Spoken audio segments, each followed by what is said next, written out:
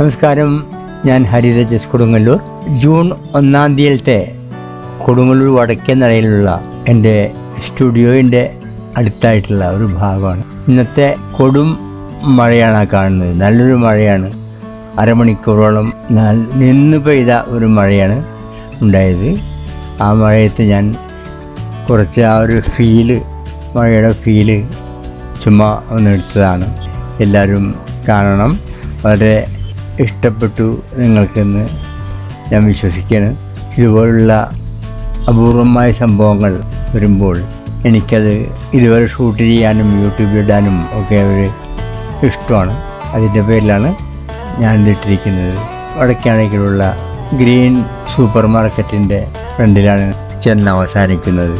ഈ കാര്യങ്ങൾ നടക്കുന്നതും ഈ വണ്ടികൾ പോകുന്നതും എല്ലാം തന്നെ ആ സൂപ്പർ മാർക്കറ്റിൻ്റെ ഫ്രണ്ടിൽ നിന്നാണ്.